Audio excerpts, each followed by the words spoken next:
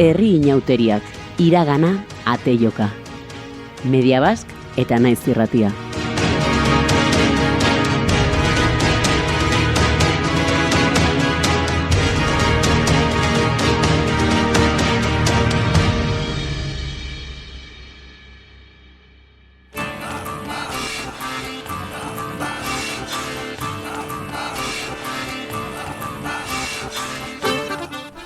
Ni Ixone Aroma Barrena naz, eta hasieratik nabil apurtxo bat arteako inauteri edo herri inauteriak berpiztu guran edo.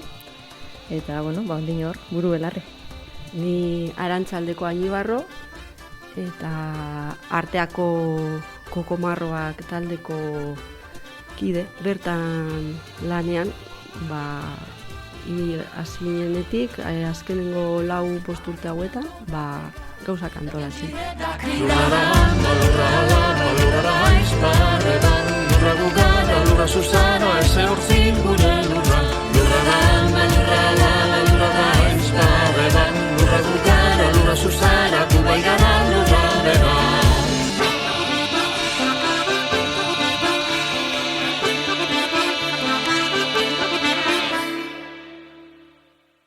Jaierdi edo izaten zela martitzen, hau da, goizez lan egiten zuten eta arratsalde. Mozorrotzea, ez da disfrazatzea. Izenburua zeraman itzalia ematera gonbidatu zuten, Oier Araolaza antropologoa, arteara. Inauteria berreskuratzeko lanetan ari ziren, eta gau horretan bertan, jaso zuten, pastelari ginda jarriko zion testigantza. Garaian, kokomarroak esaten genien. Hasiera batean, utxetik ez dut esango, apur bat inguruetara begiratuta sortzea zen asmoa, hasi ginenean galdetzen helduenei, inork ez zigun gauza handirik kontatzen. Baina, halako batean, agertu zen lekukotasun bat, eman ziguten izena, kokomarroak, eta esan, jazta badaukagu nondik abiatu.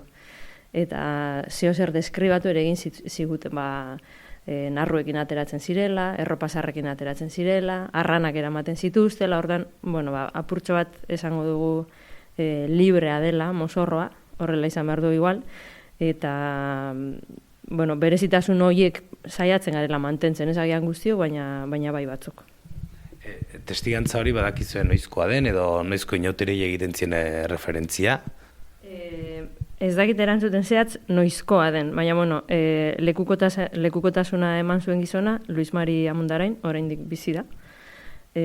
Beraz, kalkulatzen dugu metan edo ikusiko zuela, berak kontatu zigun, martitzenetan ateratzen zirela kokomarroak, jaierdi edo izaten zela martitzen, hau da, goizez lan egiten zuten, eta arratsaldez egoten zein parrandarako aukera edo, eta hori komentatutakoa, etxeko arropa zaharrekin gogoratzen dituela berak, arranak, narruak, ardi narruak, auntzarenak, eta mozorroa jantzita egoten ziren hoiei, kokomarro esaten zitzaiela, ez berak akordu hori badakoa, beraz, hainbeste urte ez dira, zeba inozut Luis Mari oraindik bizi da.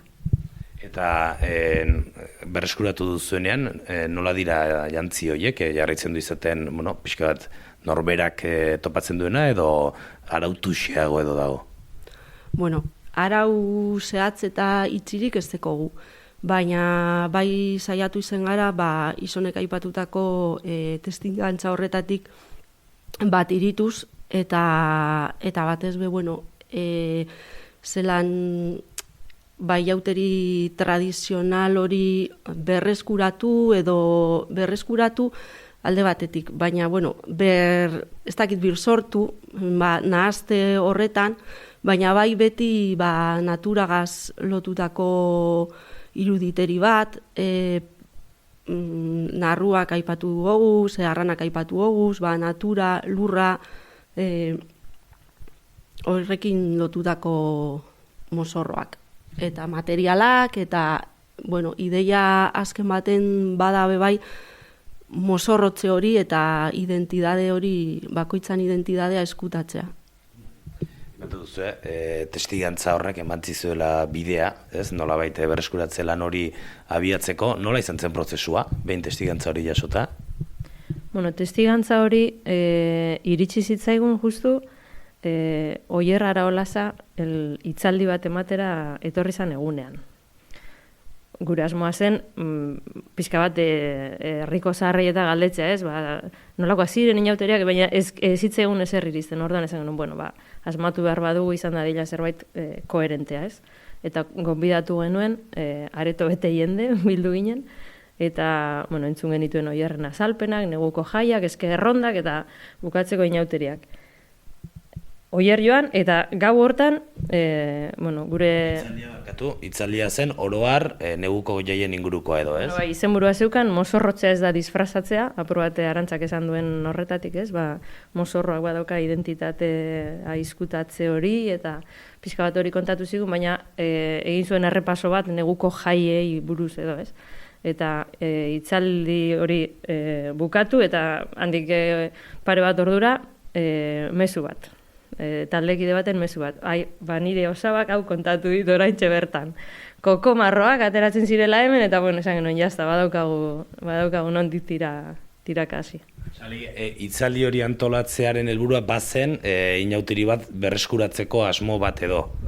Bai, abia puntua hainbaten ipini behar badugu, hasia behintzat itzaldi hori izan zen. Bai, oie erronatorritakoan, jente asko hurbildu ginen entzutera, baina ez hori bakarrik.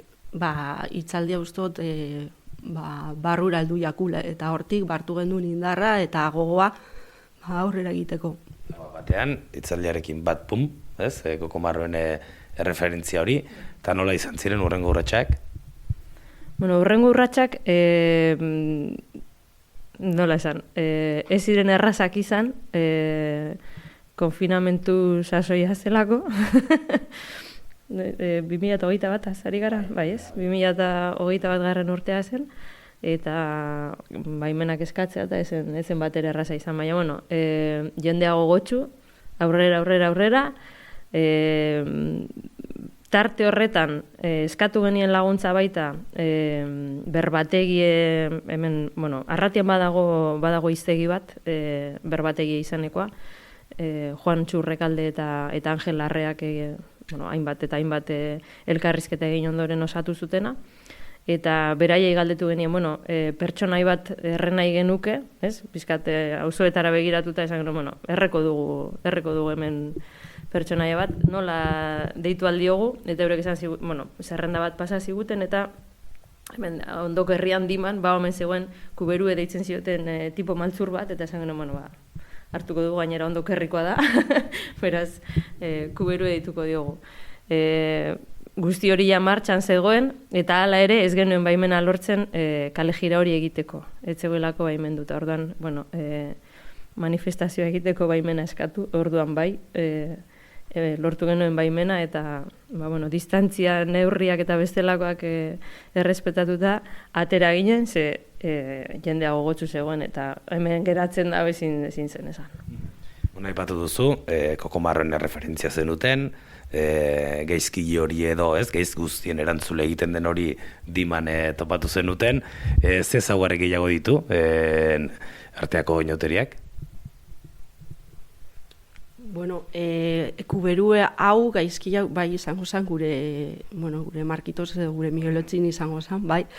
Eta urtero epaitua izaten da, bai, kargu batzuk irakurtzen dire, eta herriak epaitu eta gero zu ematenako. Markitosek eta Mielotxinek igual beti dute karguak alda daitezke urte batetik bestera aldatzen dira, ez?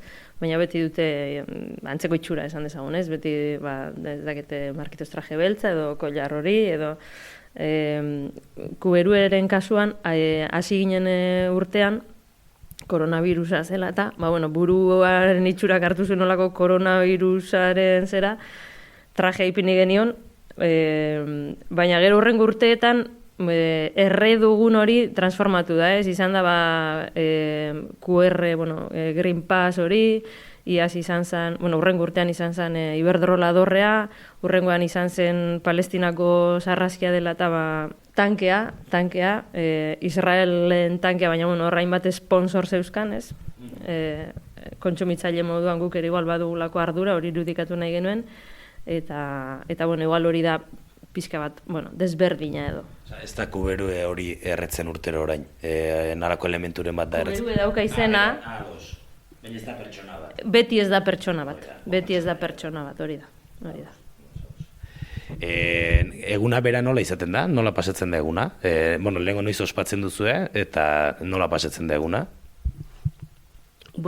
Noiz ospatu, normalean guk hemen ostirala aukeratuten dugu, inauteritako ostirala arrastien. Eta, prestaketa lanak hasten dugu ziluntzean, deialdia egiten da, elkar mozorrotuteko, balioa moten dutzugu horreri bebai, elkarregaz lehenengo elkartu, batera mozorrotuten gara, bai umeak, bai helduak, eta ondoren kale jiran urtetan gara herritik.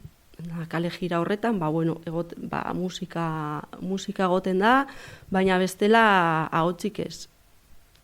Plazan bukatuten da kale jira hori, borobilean amaituten dugu, eta hor dantzak egoten dira, bertsolariak, eta azkenik sua egiten da. Sua, epaia, eta hor bukatzen da.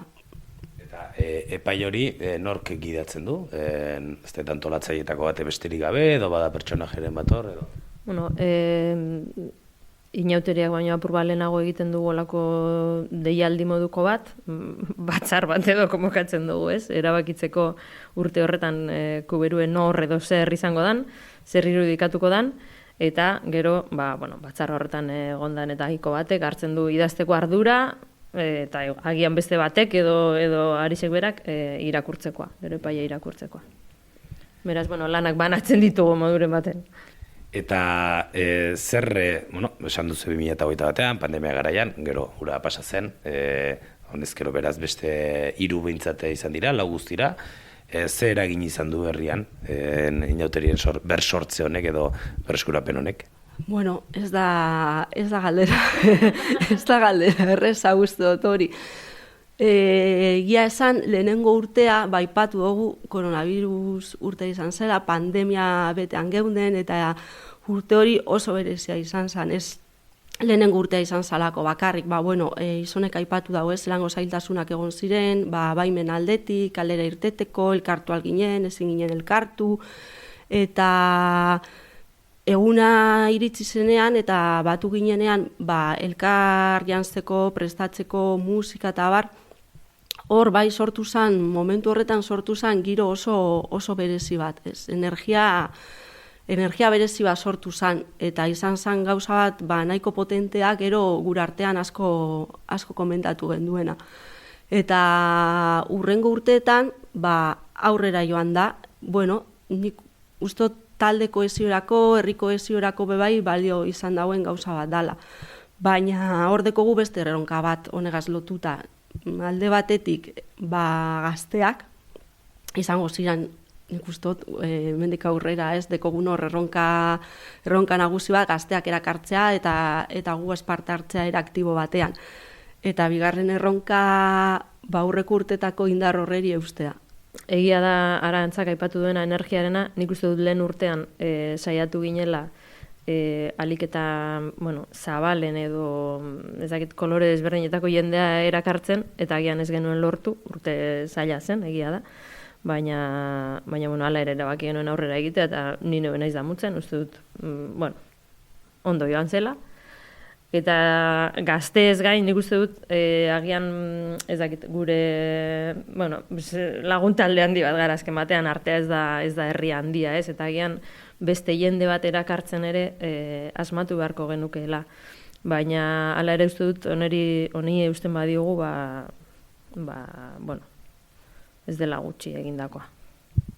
Eta berriz hasierara itzuliz, zergatik erabaki zenuten, zergatik hasi zineten inauteri bat berreskuratzeko lan horretan, zer piztu zuen gogo horri?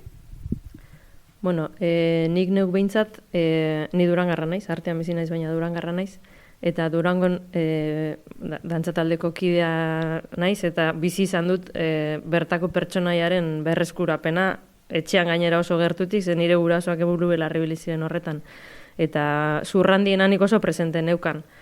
Orduan esan, bueno, Durango bezalako ja hiri batean hori lortua da, artean zergatik ez? Artean, Arantzak esan du ostirala da hemen egun olan garrantzitsua edo, umeak eskolatik atera eta eskolan landutako mozorroak entzen zuten eta jazten zuten, zelofana esango dut, bai. Pizka bat horri buelta eman nahian edo, esan genuen, zerbait egin behar da, eta horra hasi ginen apurtxo bat, alkarri burua berotzen, eta, hemen txegaude. Eta zuri ere, azkenik hola borobiltzeko galetuko dizut, pixat orain atzera begiratutakoarekin, bazea osnarketa ere egiten dizun, ez? Post-sensazio bat egiten duen, garrantzitsu iruditzen zaizuen egiten ari zareten bide hori. Azkenengo urteetan egindakoagaz guk valorazio positiboa egiten dugu. Egia da, aurrerantza begira, lehen aipatutako hori ez, ikusten dugula, igual indar gehiago batzearena, edo jente gehiago parte hartzarena, eta garrantzitsua iruditzen zaidalako, olako ekimen bat aurrera ematen danean herrian, herritar gehienak zozer aurrena moduen sentidutea, ez? Eta ez talde txiki batek aurreraroan gure dagoen sorakeri bat edo olako zerbait. Eta, orain arte pausos joan gara, eta guztot hemendik aurrera behintzat saiatuko garela, holan izitain. Aipatu dugu apur bat herri kohesioa edo herrigintza hori ez, komunitatea indartzearen, indar hori badaukala inauteriak ez, baina bada gainera eta kuberuek ematen du horretarako bide kritikarako espazio bat, eta uste dut hori garrantzitsua dela gaur egun. Herri inauteriak, iragana, ate joka. Media Bask eta Naiz Irratia.